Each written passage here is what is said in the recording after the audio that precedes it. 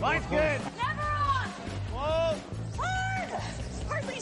Come on, Brent. Line's good. Got real close. The hair high, right? Try and hit 2/3. Have they saved it for her? Yes, they have. Ooh, welcome to Game of Stones, everybody. I am Sean Graham Scott, alongside, as always, hello, Scott. Sean, hello. It's been too long since we last spoke. Yeah, it's been a minute. And how's it going? How you doing? Good. I'm excited. We did it. This is the end of our 4-year Olympic cycle. We started this at the start of the 2018 Olympics, just a little before the 2018 Olympics, and now here we are just under 4 years later for the Olympic trials. So it's kind of like we've gone through a quadrennial together doing the show. Wow. Yeah, I hadn't thought of that, but you're right. I remember our first recording was previewing the Scotties. That's right. 2018. Yeah. Yeah. We had attended the 2017 trials, which were here in Ottawa, where we currently sit. And that's kind of where we hatched the idea of what we wanted this little endeavor to be. Yeah, that's right. And our love of curling propelled us to however many episodes we've done now. A lot of shows I listen to, podcasts, they'll mark occasions, 100th episode, 500th episode, whatever. We never kept track, right? So we don't really even know how many episodes we've done. No, I stopped keeping track after like 13 or 14. And at some point in the summer, I think we had the 200th. Depends on how you count the episodes, if you're being totally honest. So we're somewhere in the 200s, but I don't know exactly how many we've done. But it's been a lot. Cool. So I was just listening to Stop Podcasting Yourself's 713th episode. So, we've got a ways to go. We do. To catch up to those. But anyway, it's fun. And I'm excited to talk about the trials, Sean. We've been, like you said, this whole quadrennial talking about, well, it's going to lead up to what'll happen at the trials, who will go to the Olympics. And we're here. So we've got lots of teams to talk about, lots of stories, I guess, for each of these teams. Like, how does each team get that Olympic berth, right? That's right. So this is going to be the path to victory for all of the teams at the 2021 Canadian Olympic Curling Trials as part of our Super Mega Ultra Trials preview presented by the Fergus Curling Club. If you're in Fergus and you like curling, go to the Fergus Curling Club. We are fired up for this one, Scott. I'm very excited for the week of curling and for the discussion that we are about to have. Yeah, and if you've ever wanted to curl on a sheet number 8, that's not at the end, and it's only in a 4-sheet club, boom, go to Fergus. There you go. So one quick thing before we get into it, there is a bit of a change in the patch this year. They have a branded name to it. It's going to be the Original 16 patch. And Jill Officer tweeted out today she had received a package from AGI, which is sponsoring the trials. And it's a patch in a box. So it's got everything you need to replicate your patch experience if you can't be there in Saskatoon. The only thing missing is somebody to make you feel uncomfortable while they're on a microphone. But other than that, everything's there to have your own patch. So I thought that was kind of a cool idea by AGI to do that. If people aren't comfortable, if you're in Saskatoon, you're not maybe comfortable yet going into that type of an environment, or if you're anywhere else in the country, that's sort of a fun little thing. Try to recreate a patch experience as much as possible. Oh, that sounds great. And Original 16 is beer. And we're fans of beer. So there you go. We are. Yeah. So if they want to send us a patch in a box, I'm not going to say no to that. Yeah. Hey, send us a box of that. Send us a box of that. So let's get into this. The Canadian Olympic Curling Trials. We have 9 men's teams, 9 women's teams, all on their way to Saskatoon to compete. The event starts on Saturday, November the 20th, wrapping up Saturday or on Sunday, November the 28th. There will be a round robin of amongst the men and amongst the women. 3 teams will make the playoffs in each side. The first place finish goes automatically to the final. Second and third play in a semifinal. There is a space for tiebreakers if necessary. We know Vic is already working on that. So we'll see if that actually comes to play Saturday morning or not. But Scott, overall, I would argue that this is the best event in the world. I would say even more so than the Canada Cups, even though essentially the qualification process is largely the same. But I think Hmm. just having the extra stakes here makes it the most fun. I think the most pressure packed for the players, because we've seen in the past some of the players either when they've been eliminated, just their shoulders go down and they're way more relaxed. And sometimes verbally, they will actually talk about how much pressure it is on them. And so the extra stakes to it, I think that makes this a really fun event. And I would argue again, the best in the world. Yeah, I think top to bottom, the European championships are getting better, and you could make an argument, but I still think top to bottom, the field that they'll put together for this event is, like you say, probably top to bottom the strongest in the world. And the pressure is a real thing. I remember when the trials were here in 17 and I was a volunteer. Mhm. I was doing ceremonies, so like taking the players out onto the ice with their name placards, all that stuff. And we were told specifically, like, don't try to talk to the players too much. Let them Right. be the ones to talk to you, because this is such a pressure packed event. A lot of these teams have been working towards this for the last 4 years or longer. Yeah. And the way I experienced it, most of the people were pretty nice and, lighthearted for the most part. I think there were some teams that knew they were there to gain experience and not necessarily to win. Sure. But there were some, tense faces, shall I say, around there, especially around the opening ceremonies and the first couple draws. So Mhm. you're right, pressure packed event for the athletes. And it is really the culmination of 4 years of work. Yeah, and you have the added dynamic this year where this is going to be the biggest crowds that these players have seen in a long time. Right, there were crowds Yeah. at the two slams. There have been some crowds at some of the smaller events this year, but nothing like this. Like this building is going to be full. I would think every night you're going to have some pretty good afternoon draws. I think Curling Canada's done a good job too. There's no morning draw Monday or Tuesday, which are traditionally, of course, the lowest attended draws of any big event. So you don't have Hmm. that issue. So there are going to be a lot of people in the building for every game. So it's going to be something to get used to for them. Again, not only just you're in a pressure situation, you're going to have a lot of people there. That adds energy and a certain frenetic energy to the building, but communications that's going to have to readjust and get back to that loud building scenario. And Kirk Hmm. Myers talked with us about that when he came on earlier this fall. So there'll be a bit of an adjustment early on for these players. And this is not necessarily the place where you want to make adjustments on the fly, but whoever can do that the fastest can get out to that good start. They'll be in good stead once we get into Monday, Tuesday, and the field starts to shake out as we look ahead to the playoffs.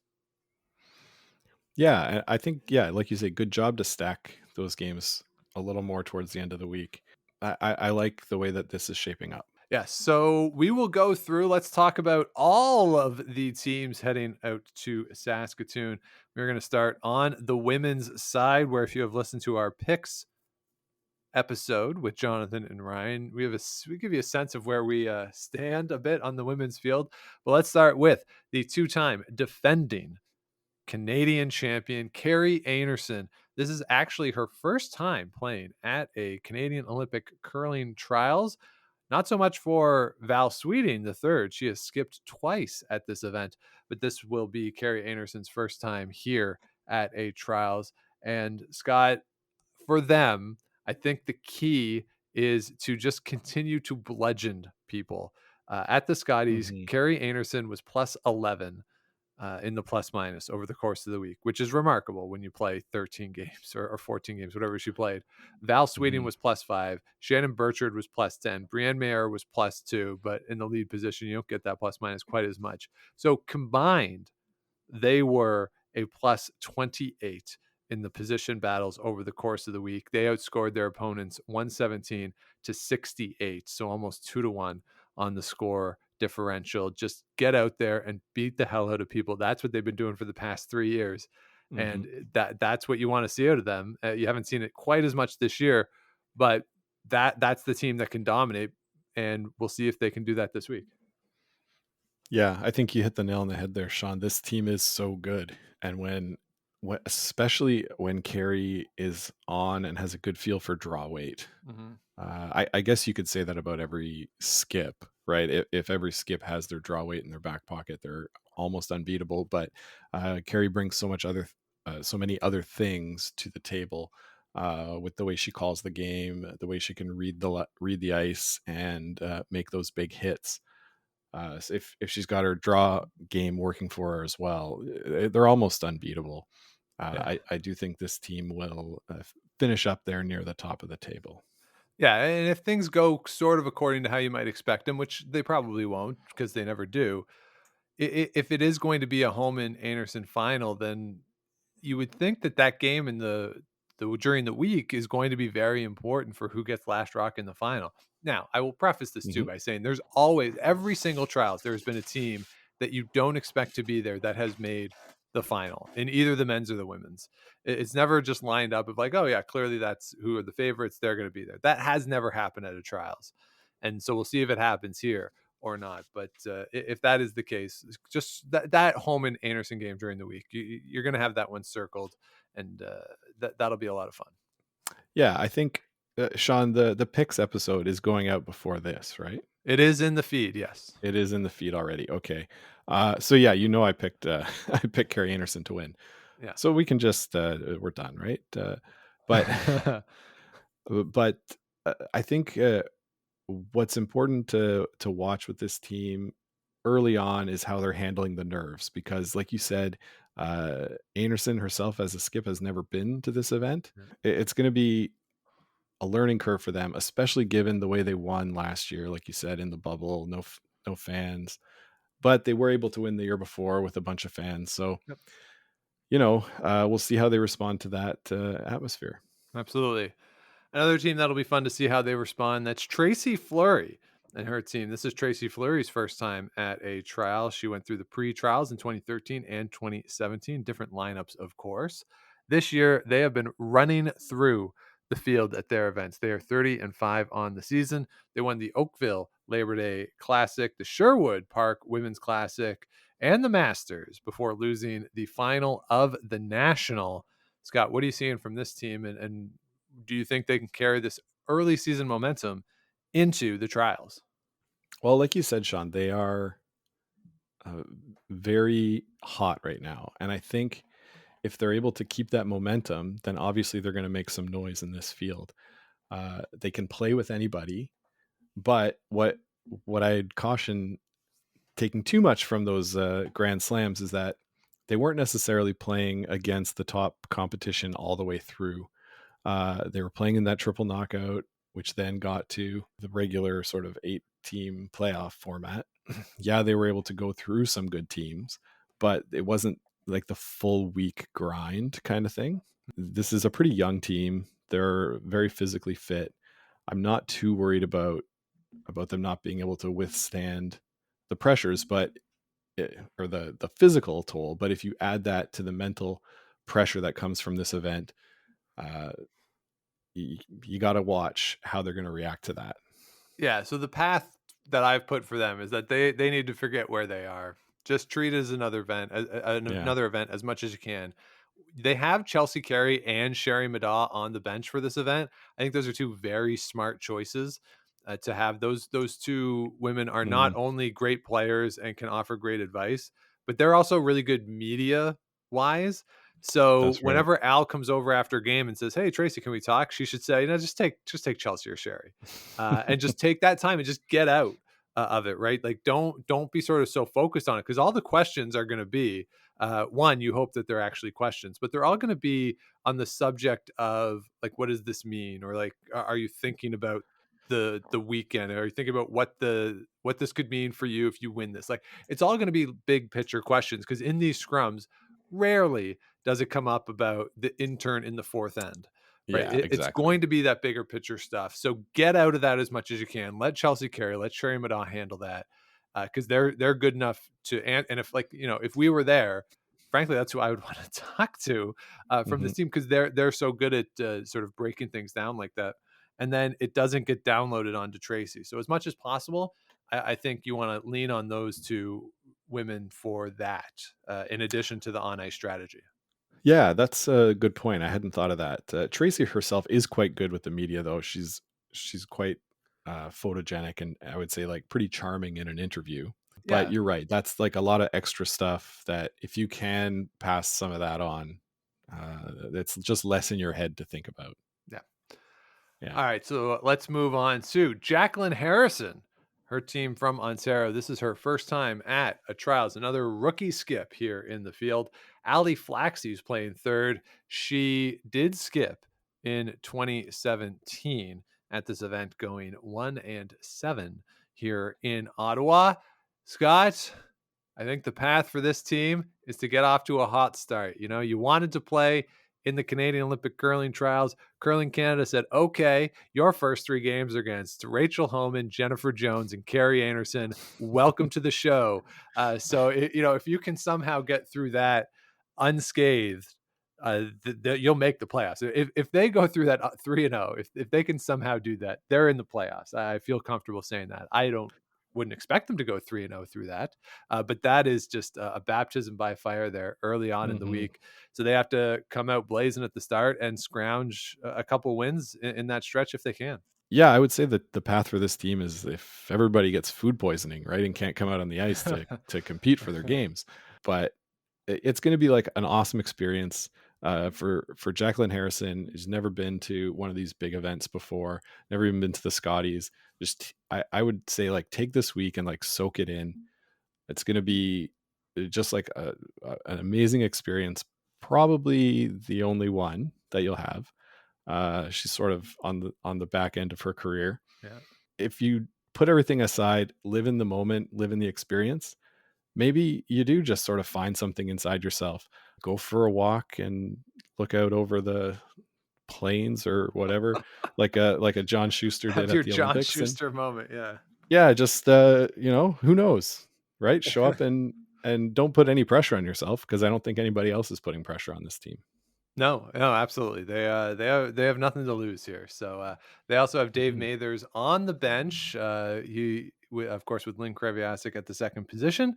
There's the connection there, and of course, I'm sure they'll benefit from all the great wisdom of Dave Mathers. So let's move on to Jennifer Jones. Her team, of course, from the St. Vital Curling Club there in Winnipeg.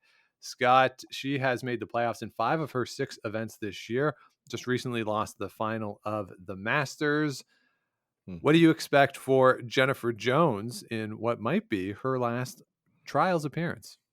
Well, Sean, this is the most experienced team at the event. The only team who's won a gold medal at the Olympics. The only team with players who have medaled Yep, at the Olympics. Is that right? that is correct. And so I think they just lean on Jen's experience. They're going to be fine, right? Like I you could see maybe that what we've seen at the Scotties the last couple of years, where they get out to a bit of a shaky start, Mhm. but tend to round into form by the end of the event. This team is definitely a contender for the playoff spot, because you just can never count Jennifer Jones out. Am I right? No, so yeah, the path that I have for her is that she's the best ever, and she should remember that she's the best ever. And Hmm. the key, I think, is figure out what this lineup's going to be. Play the hot hand, whether it's Weagle or it's Don McEwen, or frankly, if that includes one of them somehow having to play second, if that is in fact the case, then just do it if you need to. Just play whatever the hottest lineup is, and just flash back to that greatness. Right? Again, greatest of all time. Just get back to it if you can, and do what you're great at. Mix it up, lots of rocks and play early, and just be better than everybody else, because that's what Jennifer Jones has been for so long. And it'll be interesting to see if she can bring that back here at the trials. Yeah, I hadn't thought about that sort of two-headed lead that Mhm. they've got with Lisa and Dawn. It, yeah, I wonder what they'll go to. I think swapping them out to keep them fresh makes a lot of sense. It's a long week. Yeah. It'll be interesting to see which games they get put into, if Yeah. any. Right? Maybe Lisa doesn't play at all. I would doubt that, but we'll see. Yeah, we got to see what the strategy is with the lineup, but thank goodness that Kevin Martin invented the 5-person team way back when, so that we can see it play out here. All right, moving on, Scott, to the defending champions of the Canadian Olympic curling trials. That is Rachel Homan, who is currently 18-9 on the season. They have made the playoffs in 4 out of their 5 events. Of course, a new look lineup from what we saw back in 2017 when they won here in Ottawa. Joe and Courtney in that lead position. Sarah Wilkes there in the second spot in the familiar back end of Miss Q and Rachel Homan. Scott, my path for them is to just step on people's throats. They are so much better than everyone else on this field. I feel comfortable saying that at their best, I think they're still better than Carrie Anderson. And if they play their best and don't let teams hang around, this has always been my criticism of them, which is, I know it's weird to criticize a team that is really, really good. One of, if not the best in the world. And it's a very minor thing, but when they get that lead, and I understand it, they don't want to mix it up and give an opportunity for a big end to the other side, but they're so much better than the other teams that they could just beat them quicker. Like, they don't have to play that open style, let them hang around, just step on their throat, get off the ice after 8, and sort of shorten the week as much as you can.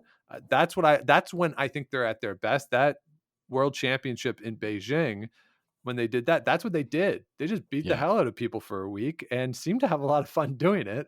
So let's get into that. Just go in there, recognize that you're the best, and just go in, beat people. Don't let off the gas when you have a chance to really put them away early. Yeah, I think that makes a lot of sense. We have talked about them letting teams hang around. We all know that they have the ability to win it. We all know that that they've got the mindset to win it. We saw even last year, Rachel playing both before and after the birth of their daughter. Just came out and was just amazing. Like, so I don't have any doubts that they can do it. What might stick in the way of them getting there is the mindset of, we have to play Anderson again. She's beat us 2 years in a row in the Scotties final. Yeah.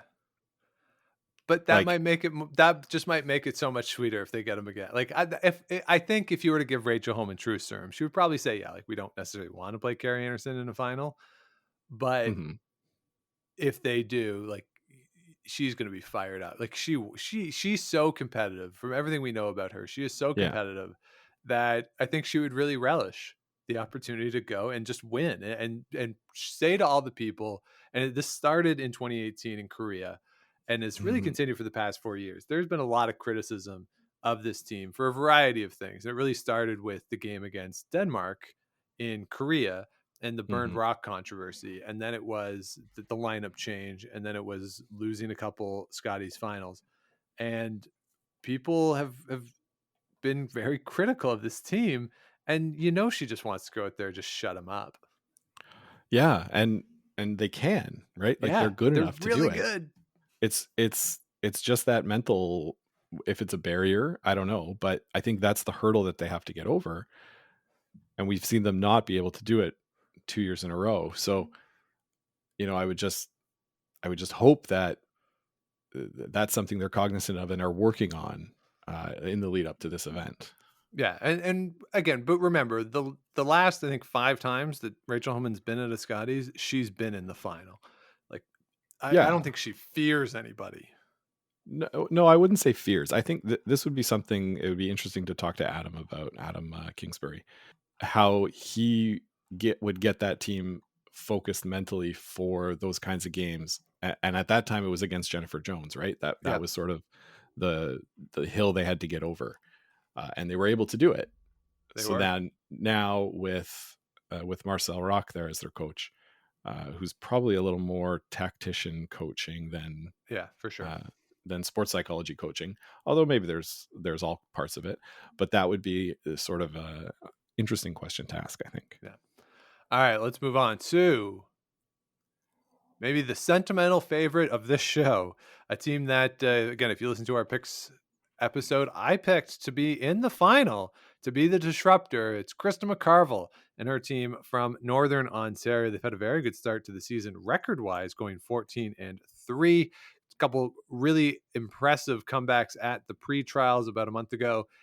So far in her career, Krista McCarville is 10-8 at Olympic curling trials, playing in 2009 where she won the bronze, and in 2017 where she went 4-4, missed out in 2013, having gone to the pre-trials there. Scott, we're big fans of this team. Do you agree with me that they can be a very disruptive force here in this field? Definitely think they can. The one thing that I would say about this team, I feel like I'm being the wet blanket in this podcast, but they when they play at the Scotties or they play at a big event, which they don't do much of other than the Scotties, is they tend to have like a slip against a bad team. I'm not exactly sure why. It just seems like in the events that are a bit long, there's like one slip where that's what's costing them, playing in the 1-2 game or losing out on getting into a tiebreaker by one game. Yeah. We saw them last year lose to Nunavut, I believe. A couple years ago, yeah. A couple years ago. Yeah. And so like that kind of game is what I'd worry about for this team. Sure. If they're going to play Jacqueline Harrison again, they beat them twice in the pre-trials, maybe 3 times even, because I think they were in the same pool. And they just, they could make a stumble because they did have to come back in the game. They beat them to qualify for the trials. So, you just worry about that. That's like the one worry. The rest of it, the game calling, the shot making, they've got it all. It's just you worry about like one little mistake because I don't think they've got a lot of room for error, frankly, with the field the way it is. No, I agree. They do have to really win the games that you need to win, and then you're gonna have to steal a game maybe somewhere else against the teams that you might not expect them to beat. So the path that I have for them is they can't let a tough start phase them. They have Jones Holman to start off on Saturday afternoon and Sunday morning. Sunday night they get Casey Scheidegger, and then on Monday night they get Tracy Fleury. So if they can come out of those first 4 2-2, I think you're looking at a pretty good shape because I think 5-3 will get you something here. Would be my estimate going into the week. So if you have 2-2, you do have that extra game to play with. Of course, you do still have to play Anderson at that point. But if again coming out of that 2-2, you're in good shape. You're coming out of that 1-3, it's really going to be tough for them. We'll really know a lot about this team by Monday night when we go to bed. Yeah, I think you're right on that.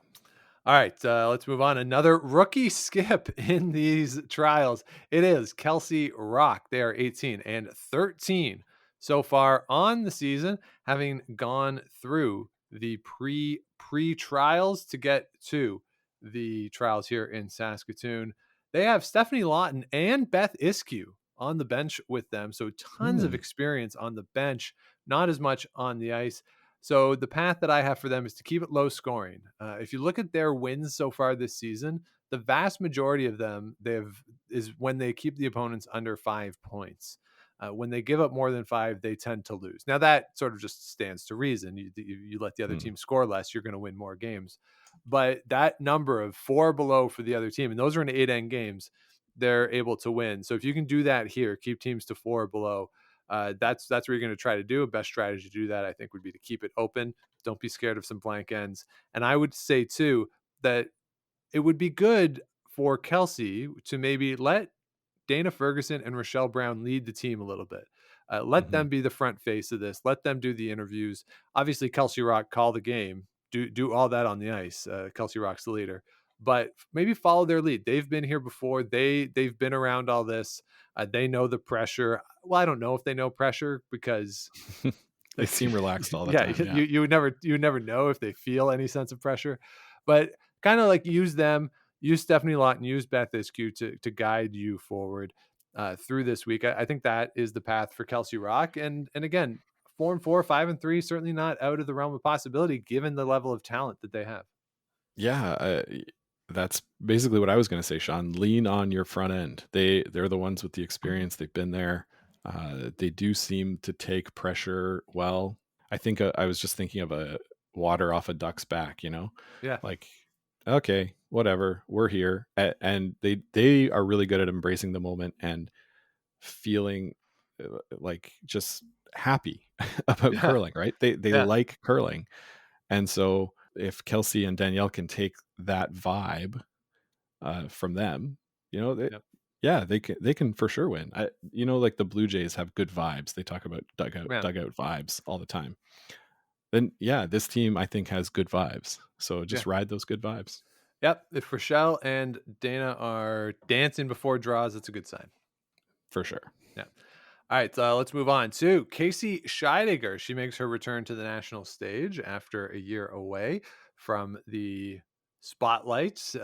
She was off doing other things in her life, and so it'd be exciting to see Casey back on the ice. Second time at the Olympic curling trials for her. Went 3-5 back in 2017. Again, a lot of experience on the bench for this team. Susan O'Connor, of course, the third for Cheryl Bernard back in 2009, and the great Joan McCusker is also there as the coach. So a lot of Olympic experience here with Casey Scheidegger. They're 18-9 so far on the season. Scott, what are you seeing from them, and how do you stack up their chances? Well, so they went to the direct entry event here in Ottawa. Went 3-1 there against a pretty good field. Yeah, So you got to like that. We didn't see a lot of them the last couple of years because, as you said, Casey was uh, not playing. So yeah, I want to see if they can carry that over to this event. They've got all the talent. They were a big hit in 2017. I think that was sort of their coming out party yeah, on the national scene, right? Uh, they had a good game against Holman, I think, and so yeah. Homan beat them on yeah. a last rock, like a run back type shot, a pretty crazy shot. Yeah, and that was sort of like Casey Scheidegger's here because she had never played in the Scotties before. She's played in a couple since, but yeah, that was the hmm first time that a lot of fans who don't pay attention necessarily to the week to week smaller spiel stuff really got to look at that team. Yeah, so they came in and I think they finished. Let me look here. They finished 3-5 at that event, but I think they were 3-1 at one point. Hmm. Uh, or they were near the top of the standings, and everybody was like, "Oh, who's this team?" And so they've got the experienced lead at with Christy Moore, uh, and sort of have built up quite a good resume over the last 4 years. I don't think that I think that like not playing as much really holds them back from being in conversation with some of the other teams that are in this field. They could be, I think, if they played more, but they've prioritized the things in their life the way that they have, and they're going to the Olympic trials, so they're doing fine. Yeah. But I think that is the one little thing that separates them from the teams at the top of this field. Yeah, I agree. And so my path for them this week is to keep play away from the button. Their steal efficiency is 0.3. And I, Hmm. this is sort of anecdotal in my head, but I do remember them being more successful when they keep things to the side. Don't let the other team, especially when you have the hammer, of course, don't let the other team mix it up in the middle. Really force play to the side, give Casey a shot. And I would say give Casey a shot on her out turn too. That just Mm-hmm. make it so that there's going to be an easy path for you to score all the time. So really try to focus on that and keep things to, again, with the way I would look at it, the right side of the sheet. But either side of the sheet is fine. Just make sure that that button area is wide open once you get late into an end when you have the hammer. And I realize that's kind of a universal fact, but I think it's more important for this team than maybe some of the others. Mm-hmm. Mm-hmm. All right, the final team on the women's side, it is Laura Walker. Again, a rookie skip in this trials field. She has played in the pre-trials twice in 13 and 17, but this is her first time in. Scott, the path for this team is to just treat this as a completely new season. They have not had the greatest of years so far, 18 and 16.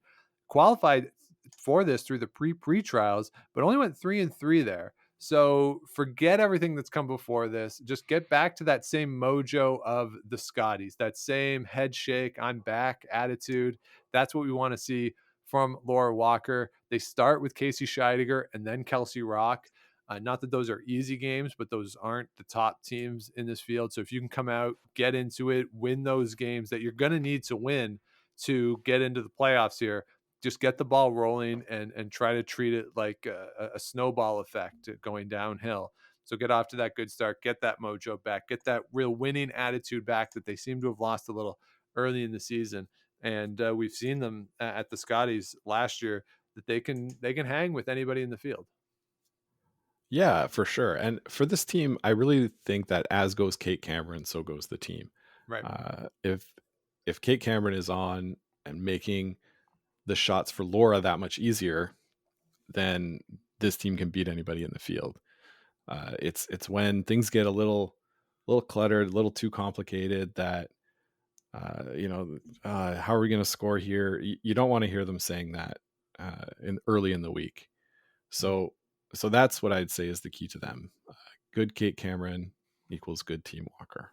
Those are the 9 women's teams in the field. Again, if you want to see our picks, check out the episode that we did with Jonathan and Ryan on the Bad Beer Bet, or I will also post them on GameOfStonesPod.com. So, Scott, let's shift over to the men's field. Again, 9 teams heading to Saskatoon.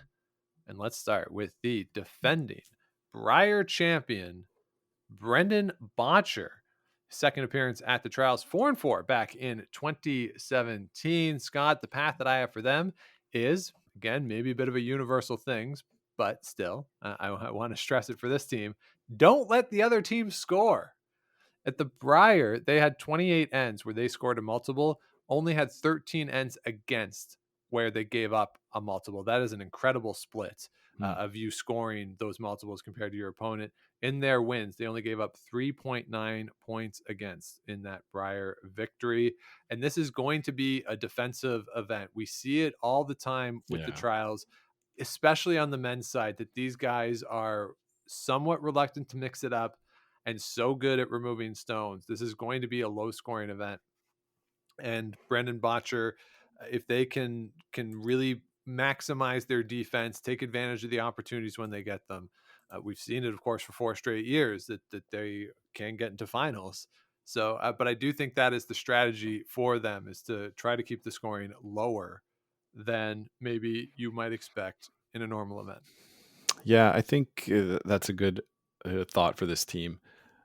And something I was thinking about is that the adversity that they faced at the World Championship, finishing whatever 9-5, like Yeah, still finishing in the playoffs, but sort of the conversation that came up around that, I think, was a good thing for this team.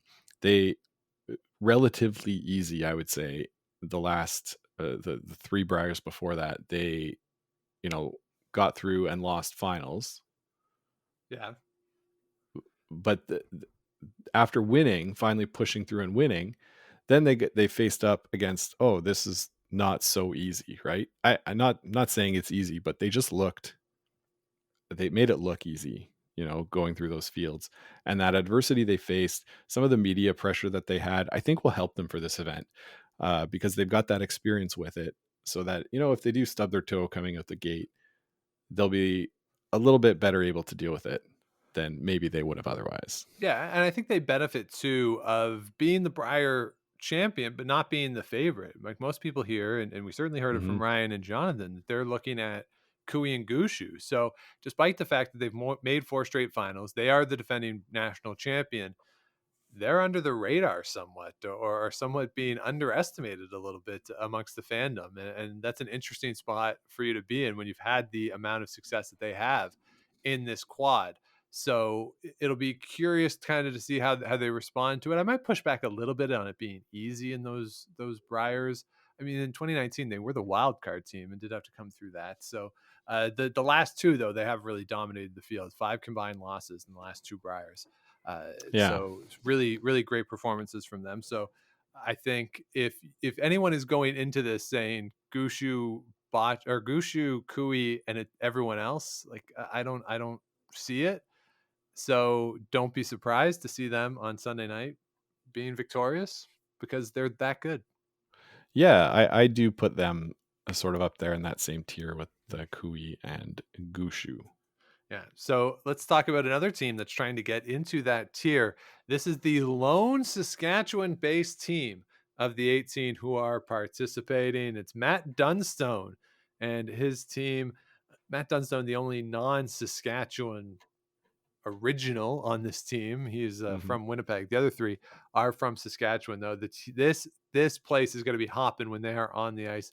Matt Dunstone did play back in 2017, throwing 4 stones for Steve Laycock. They went 2-6 in that event. Scott, my path for them is to forget where this is. The crowd is going to go bonkos for them whenever they make a good shot. I really hope they're wearing green. Like I really really hope that they got the Yeah. green jerseys. The key I think for them is one to set that aside. Don't let the crowd kind of rile you up. Make sure you have a shot at the end of the game. They went 9-4 at the Brier last year, including the semifinal loss. They were only plus 12 on the point differential. So they play a lot of close games.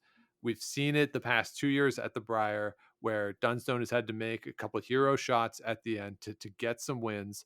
So just make sure you are in that position to give him a shot at the end of the game. And then the other thing I noted here is that this is your time, Adam Kingsbury. You mentioned him with Rachel Homan. Earn your Hmm. spot, Adam Kingsbury. This is where your work, and I realize there's not much you can do during the week. Like all of the work that Adam Kingsbury would be doing with this team is done at this point. Hmm. Hmm. But this is where we see the fruits of all that hard work that we know Adam Kingsbury has put in, and we've had a chance to talk to him. He lives in Ottawa. He plays at the same curling club that we do, so we've had a chance to talk to him a couple times around the club. So we have a sense of the amount of work that he puts in with these guys and that the guys put in with him as well. And this is where we'll see the fruits of that. And does it all come together for them to make a big run in a building that's squarely behind them with a lot of pressure? Can they do it? I think they can. I picked them to be in the final. I'm very optimistic about this team. But Scott, where do you land on them? Well, Sean, I also picked them to be in the finals, so I am also very optimistic on this team. And you say they need to forget where they are. I think they need to embrace that. Mm, Embrace the love, play up to the camera a little bit. Matt is a guy who's not afraid to show his emotions, good or bad, out on the ice. Sort of uh, feed off of the energy of the crowd. And I think Adam is going to do a good job of not letting that turn into pressure, right. but sort of fuel it into motivation and so a little bit of adrenaline on some of the shots where you need it. Yeah. Maybe for the sweepers more, the adrenaline would help, but just feed off the energy of the crowd and soak it in. Like really appreciate being the home team at an event like this because we saw Rachel Homan do it in Ottawa in 2017. I'd like to see them do it here It'd be a this lot of year. fun. It would be a lot of fun, no question about it. And yeah, if you could do it like Jacobs did it really well in 2013, Hmm. that he kind of Exactly. became a de facto home team. The crowd was really behind him as the underdog, and he did that perfectly. Like that's the example of buying into the crowd, playing with the crowd, recognizing that they're behind you, and totally using them to your advantage. So yeah, if they can Hmm. do that, then absolutely great. But my fear is you just don't want them to get maybe baited into big shots because the crowd is buzzing about a long run when for like three, like a double run, triple takeout for three when there's an open draw for one. Like that's the fear, right? Like Okay. stay Yeah. within the game. Yeah. That's fair, and that's where I think their experience in Adam will Yeah, really help. yeah. All right, let's move on to Jason Gunlickson. His second appearance at a trials went probably the best 0-7 in trials history back in 2009. Somehow, Scott, Adam Casey has played for every province in this country in a Brier, and yet this is his first time at a trials, believe it or not. So that's kind of hard to believe. Yeah, that is a little bit hard to believe, especially because he played with Brad Gushu for a while. But maybe, That was in the Gushu dark days of yes, 2013 when they went to the pre-trials and didn't get through. when Mark left him. Yes, and Yeah. so it was Casey and a very young Brett Gallant at that point. So yeah, it was not the team that it is now.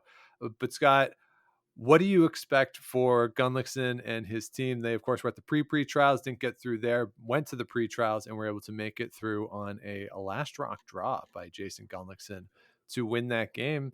So where do you think they match up as we assess the field?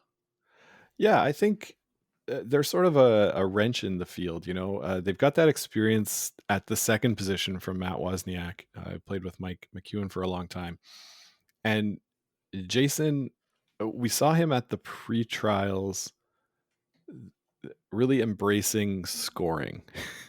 It sounds silly to say that, but they scored a lot of points, Yes, they did. especially considering how we usually think of Team Gunlickson as a blank, blank, blank, score one, win, Yeah, right? They sort of it seemed like they shifted their focus a bit more away from preventing scoring and towards actually scoring themselves. right. And that was very successful. So we'll see if they just take that approach and go with it. Jason's a guy who loves the numbers. So Yeah. if the numbers are showing you that this approach is working the way that it did in that pre-trials, I would say keep going with it. Yeah, I sort of agree with you here. The path that I have for them is to get the hammer and to hold the hammer because they're good enough to do that. And do take the opportunities when you get them. I just, you don't want them to force anything. Of all the skips in this field, he can certainly bail himself out with a draw at the end of an end when you have the hammer and all you're facing four. But out of the nine, you might put him a little lower in the rankings of who you would want to make that draw. So make sure that you are giving yourself good chances. You're not getting too enamored with the big run back shot early in the end. Again, they're so good at removing stones that if you need to bail when you like, just do it. Like the success that you had at the pre-trials was certainly great. And I don't oppose the idea of maintaining that strategy throughout the trials, but recognize that when you need to bail, do it as early as you can, and just don't get too enamored with the hero shot, because that I think is where the team has gotten in trouble before. And again, if he does need to win a game 1-0, he can.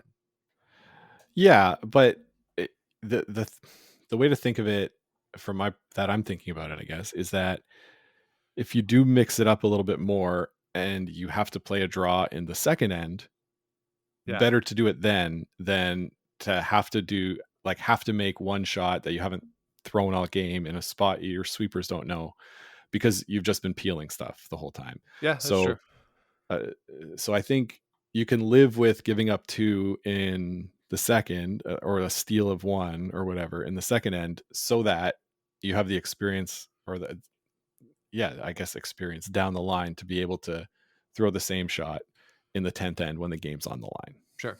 I think that's fair. So, Scott, let's talk about another team that can be a little up and down on occasion. That is John Epping, his team from Toronto.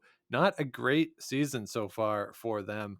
They are 14-18 on the season, 1-6 in the two slams. John Epping himself has struggled in his two previous trials appearances as a skip. He is 3-12 as a skip. He also played in 2009. He was the second for Wayne Middaugh. That team went 2-5. So John Epping is 5-17 in games that he has played at Olympic curling trials. He, of course, will be trying to reverse that trend. He has brought on Glenn Howard to be the fifth/coach on this team. Although Glenn Howard did tweet today that his flight from Toronto got all the way to Winnipeg and then turned around and Oh had to no. go back. So nobody wants Glenn Howard to go to the Olympics, apparently. Or at least Air Canada doesn't seem to want that. Hopefully, Glenn can get there safely without any issues later in the week. But I think that's a really good addition to them, Scott. I think the path for them is to keep it simple. I think I think this is actually the best version of Ryan Fry we've ever seen, which I know is strange given that he's won a gold medal at the Olympic Games. But I do think Mhm. this is the best version of him with John Epping. Uh, Being able to keep John Epping in check. John loves the hero shot. He's very open about how he can play great, play not great day to day. It's sort of up in the air. And I think Ryan Fry, what we've seen, is done a really good job of recognizing that and keeping John Epping within reasonable shots, and knowing when to let him call the crazy one, when to maybe reel him in a little bit. So my thing for them is keep it simple. They only had 15 blanks in their games in the Briar. Epping himself had 5 pluses and 3 minuses, and that kind of represents that up and down Yeah. ness of the John Epping experience. So that's kind of my path for them. Scott, what do you think would possibly give them an opportunity to be standing tall at the end of the week? Well, Sean, first of all, I thought these were in alphabetical order, and the last time I checked, Gunlickson is after Epping. So, you know, just maybe a note for the media guide compiler about the team. You're bang on. It's if John is on fire, this team can beat anybody. We saw it at the Canada Cup that they won in 2019. Yeah. They're definitely good enough. Where their weakness is when John is up and down, and that's I don't think you have to look too much farther to see where the success of this team is going to come from. Just look at how John's shooting. Yeah. No, I agree. Yeah. Yeah, that's going to be the key for them is looking at John. And I don't know. I'm curious. I do wonder, like the fact that they've struggled all year. How much will that play a factor, especially in the big games, the TV games, or have they been using that to try things, which we've seen in the past? Like, how much can you take of those results, or were they going in there saying, "Hey, let's try this thing. If it doesn't work, who cares?" Yeah. That's kind of going to be curious to see sort of how they've treated the season up to that point, whether or not you can take that 18 or 14 and 18 seriously. Right. All right, let's move on to Brad Gushu, the 2006 Olympic gold medalist. He is back for more here in 2021 at the trials. Just recently won the national, which I don't really like, given what we talked about earlier in this early in the fall about how slam results could preview results at the trials, but we'll see. And Scott, the path that I have for them, it's one person. It's Mark Nichols, and I have a question for you. Mm-hmm. Is Mark Nichols the most important person in the field, men or women? Is he the most important player of everybody in Saskatoon? It's definitely going to be a third, Yeah. and I'd say it's between him and Emma Miskew. Okay. But Yeah. but yeah, like if Mark Nichols is on and he and Brad are really in sync, yeah, he can just set up the end so well for Brad for his last 2 shots. He can clean up messes, not that the front end gets into too many, but he can do it. And he's just so level-headed and calm the whole time doing it that we talked about it a little bit earlier that Brad Gushu's dark days were without Mark Nichols. Yeah. So yeah, I think Mark Nichols is probably the key to this team. We do see Brett being the one consulting with Brad on strategy more than Mark. It's sort of Brad and Brett talking at the other end, and Mark just, okay, I'll throw whatever and throw it perfectly and make it. So I if you listen to our preview, I did pick Team Gushu to win. I think this would be sort of the cherry on the top of Brad Gushu's already illustrious career. For them to go to the Olympics, hopefully win a gold medal for Canada, a second gold medal, and then just turn around and say, all right, we're done. We've done a lot. It's been nice. We're the best curlers ever. But That'd be interesting to see if that's what they do. Somewhat curiously for this team, Scott, if you believe in sort of the kismet nature of things, Jeff Walker's birthday is November the 28th. Ooh. Just saying. Birthday present, final of the trials. We'll see. I like that. If you believe in it. Let's move on to rookie skip, the least experienced team in the field. It is Tanner Horgan. They are 24 and 14 on the season. A bit of a surprise coming out of the pre-trials last month. This will be a lot of fun to see them there. This, of course, Jonathan Buke's team with the great Wes Forget and his giant backswing throwing the big weight that everyone fell in love with a couple years ago at the Briar in Kingston. Scott, what is your expectation for Tanner Horgan, and do you think they can hang with this field for a full week? No, I don't. Uh, Tanner Horgan is an amazing player. Yeah. Uh, it- he can make all the shots. What the team lacks is the experience, right?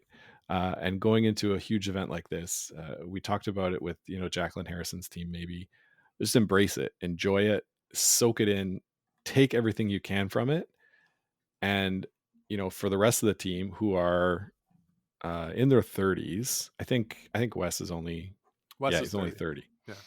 Uh, but for this team, if they want to stay together, use this as sort of a litmus test event for how you deal with the pressure.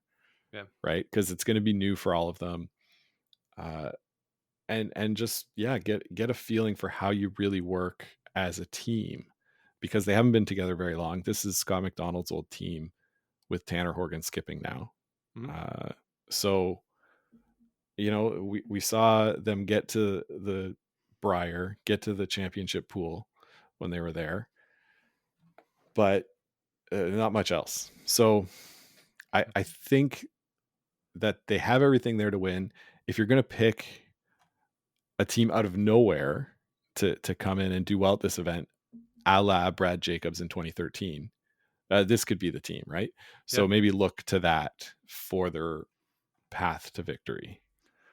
Yeah, no, I agree with all that, and I'll just correct myself. It was 2019 in Brandon when everyone fell in love with this team representing Ontario.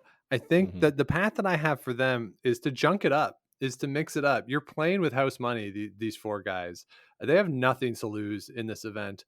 Don't let the other teams dictate the games. They're going to probably want to play pretty conservatively. Just don't let them. Try to Mhm. throw them off and throw them off their game. Throw up a lot of guards, lots of rocks in play. Just see what happens. That would be my advice to this team, because I don't think you're going to have a lot of success playing it wide open against these teams. So just go in there, throw them off, have fun, do your thing, and see where you stand come Friday. Yeah, and Sean, the other night at the curling club, in the locker room, I heard somebody say, "Hey, I told Wes to put on his curling trials badge on his jacket tonight, just to throw off the other team," because yeah, Wes was there playing. So uh, yeah, it'll be fun to watch somebody who's a member at our club to be there and root them on. Yeah, it's simultaneously the most absurd and greatest thing about this sport is that 2 days ago, we were playing in the same level of event as West Forget, and 3 days from now, he'll be playing for an opportunity to go to the Olympic Games. Yeah, that's the great thing of curling, right? Yeah, I played against him, while you were gone, so, like, 3 weeks ago, he was the 3rd, I was the 3rd. I played literally, like, the position against West Forget. The result was, we don't wanna embarrass Wes on the show, but, the result was what the result was, and, which was no he outplayed me. It was a Skips win, on our side, so, but it is kinda cool and absurd all at the same time. Yeah, very very cool, Like, very it's cool. one thing in golf, right? Okay, you can go golfing and, oh, look, like there's a professional golfer at that course or like in a pro am. Like that's cool, but you're not like competing with like it's not the same, Like in curling, you're playing the same game. Or it Yeah. could potentially be, and it's very strange. So Scott, let's move on to another team that would certainly outplay me if I was playing against them. Kevin Cooey, the defending champion skip from 2017. He is making his return to the trials, 22-10 on the season so far. Scott, the path that I have for this team is just make sure that you have enough time for Kevin Cooey to throw 20 rocks in the game. If you do that, you're going to win a lot. Yeah, this team, they can let the clock run down Yeah. quite a bit. Yeah. So yeah, they need to make sure that I'd say make sure that Kevin is comfortable with the shot that he's going to throw at the end. Yeah. Most of the time he is, but where they could get into trouble is, maybe John talking him into something that he doesn't really see or doesn't really fully believe in. Yeah, and or even just talking too much, right? Yeah. John loves the sport more than oxygen, I think. You know, Hmm. if you said to John Morris, like, we're going to take away all the oxygen in the world, or we're going to take away curling, he'd be like, well, curling, like Yeah. you know, he just loves the sport so much. But that on occasion can lead to over discussions. Like they can take 2 extra minutes to get to the shot that they had already called. So Yeah. Yeah. that's the concern, right? So just, you know, managing that clock a little more effectively than we've seen in the past. All four of them can make all the shots that they need to make, unless it's a Ben Hebert intern. Then, you know, hit and miss. But you know, they're all so good. This is one of these cases where you just don't get in your own way and let Kevin Cooey be Kevin Cooey and win the event for you. Yeah, for sure. Do we have confirmation? I thought they went back to BJ in the house at the beginning of this year, or is it going to be John as the second in the house holding the broom? So they have it listed here as actually, yeah, BJ as the third and John as the second. Okay. That's what's So, listed. but yeah, I think they would had thrown those positions, but then John was in the house. So, we'll see what happens. Yeah. Maybe somebody out there listening can let us know. Yeah. That'd be great. Yeah. All right, Scott, let's move on to a team that somehow is not really on the radar. Somehow, despite the fact that they're the only team in the field with four players who have Olympic gold medals to their credit. That is, of Hmm. course, Brad Jacobs. They are 23 and 7 on the season. Recently appeared in the final of the Masters, losing to Bruce Mowat. Only team, as I said, in the field. With the four gold medalists, and yet no real discussion around them. Scott, what do you think they have to do to give themselves a chance come next weekend?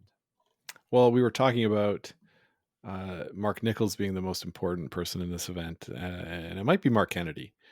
Right? We saw this team really come together when Mark joined them originally. A little bit rougher the last couple of Briars since that happened, but like you say, they've all got gold medals. They all know what it takes. They have seemed a little more chill the last couple of years. Yeah, You know, age will do they, that to you. age will do that to you, and some of them have kids now, so it'll be uh, if they can just like I guess I've said this 3 times, but embrace the moment. uh, they know what it takes. They're not being talked about, right? So they don't have the pressure that they had in 2017. Yep. They just come out, win, Yeah. just play the way they can play, win, one game at a time. And at the end of the week, if they look up and they're in the playoffs, yeah, great. We've got a chance to win against everybody in this field. We know we can beat them. Mm.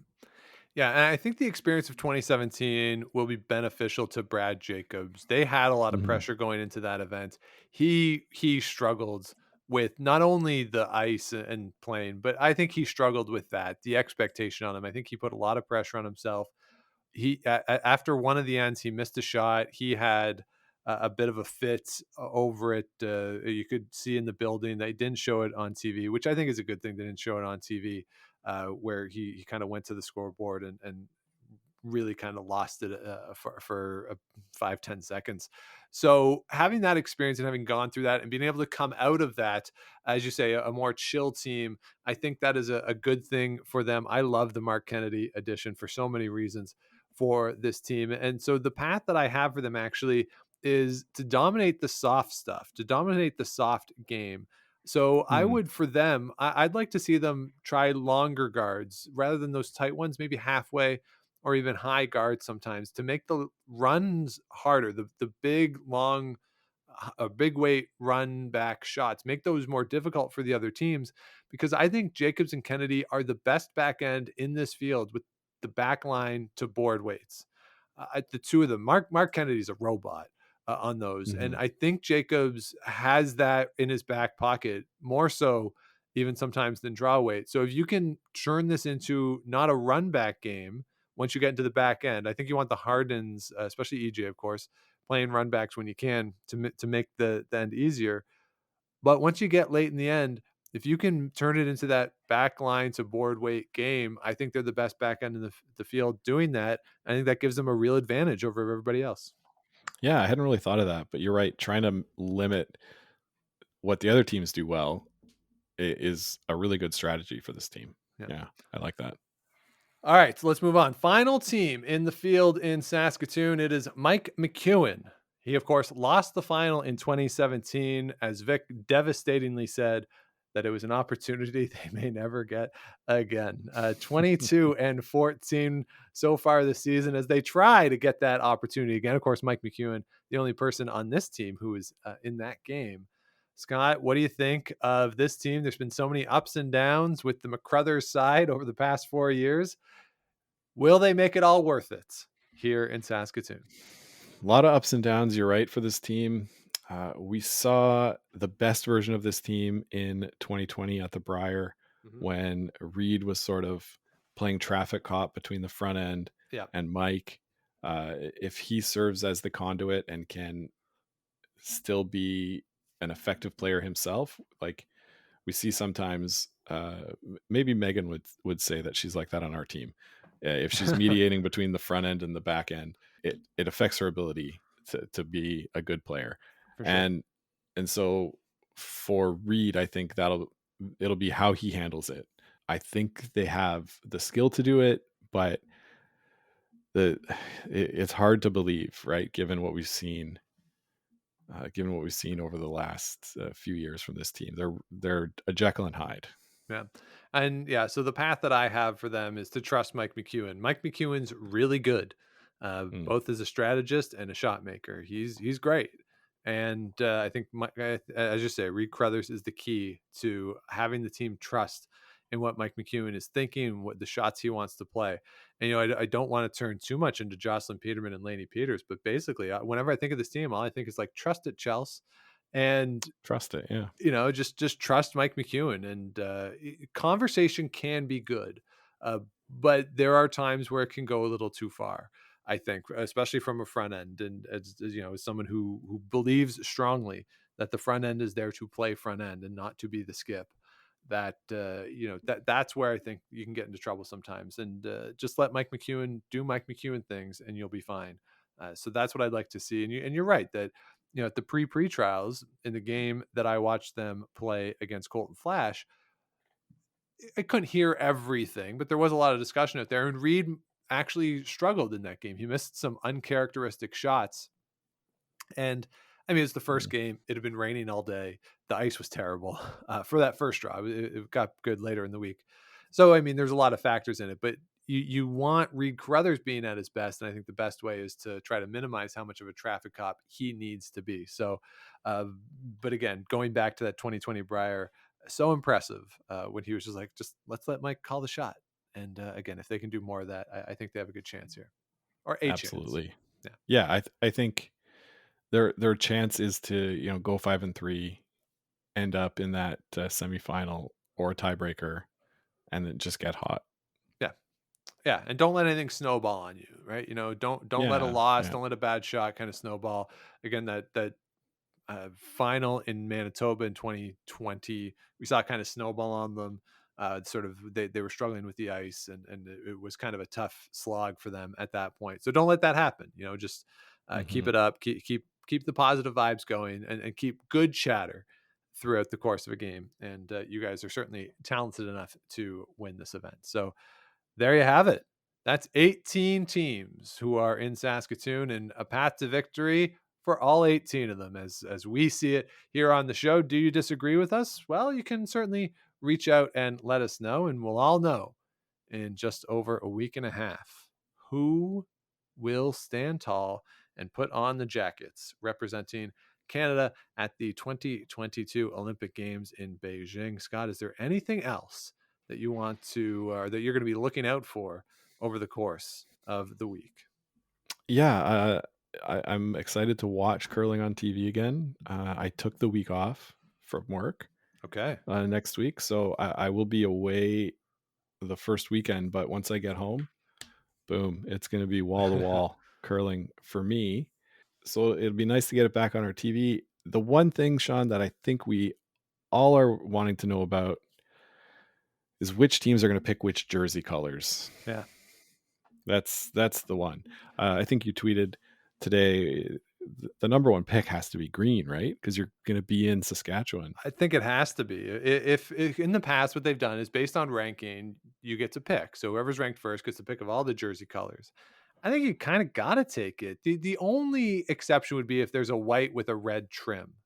Then okay, right? You want that sort of vibe to it. But you're in Saskatchewan. I think you got to. I think you have to take green. Although Team Gushu did tweet that they're going to wear orange. Well, They're going to wear orange. they didn't confirm it, but they pretty much confirmed it that they're going to wear orange because back in 2005, they were the last pick, and the last pick usually gets the orange, and that's what they wore.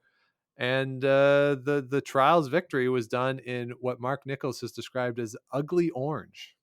Yeah, exactly. I was thinking of that. And Brad Gushu, I think he owns an orange. He owns an Orange Therapy, yeah. Orange Therapy gym, yeah. So, the orange mojo is there. Plus Jeff's birthday. Boy, I'm liking my pick more and more. Yeah, it'll be fun to watch it all along. Draw times are 9, 2, and 7 o'clock local time there in Saskatchewan, which is Central Time. Now that the time has changed everywhere else, of course, they don't not change their clocks in Saskatchewan. Very progressive folks out there on the prairies, so you can figure out the time in your time zone. TSN has wall-to-wall coverage of this event, and as I mentioned on our picks preview episode, TSN is also going to be airing some of the Euro games around the trial. So there is a lot of curling going on TSN here in Canada. And of course, for those of you in the USA, I believe ESPN Plus will be having these games as their normal agreement with Curling Canada. So it should be a lot of fun, including, Scott, what we're going to do as we're bringing back the Broomstack. That's right. After every afternoon draw of the curling trials, we will be alongside to talk about all the goings on from Saskatoon with a special guest each day, including our buddy Dean, who is going to be on the scene giving us all the updates from the arena, and we'll have other special guests joining us. So we will tweet out links to that as we go through the week. It'll be on our Facebook page, facebook.com/Game of Stones podcast. Scott, are you excited to bring back the Broomstack? I'm pretty excited. Yeah. Like I said, I won't be there for the first weekend, but after that should be able to come to most of them.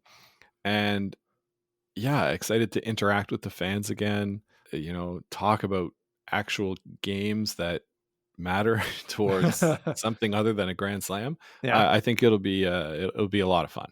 Yeah, it should be very grand. So do head on over to facebook.com/Game of Stones podcast. That's where you can find it all. We will also tweet out the links and do some Instagram stuff over the course of the week. So do follow along. It is at Game of Stones Pod on Twitter and Instagram. And if you want us to even email you the links, we can do that too. Game of Stones podcast at gmail.com. And we'll be posting some best of the Broomstack over the course of the week. So do subscribe here on the feed if you have not yet, and do the likes, ratings, comments, all that good stuff to help other people find the show. And if you have friends who are looking for some curling content as the Olympics approach, you can feel free to send them our way. We always love those referrals. A lot of great curling content out there. So if you like this particular show, do feel free to, or we would appreciate those recommendations. They certainly do help us out. So with that, Scott, we did it. Super Mega Ultra Trials Preview brought to you by the Fergus Curling Club. That was fun.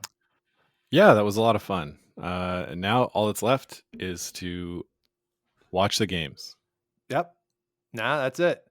We got thousands of rocks to be played, and we will have Olympic reps. So that's it for us. We will talk to you during the trials. Enjoy the games, everybody. And until we speak again, keep those brooms on the ice and don't dump that intern. Make the final.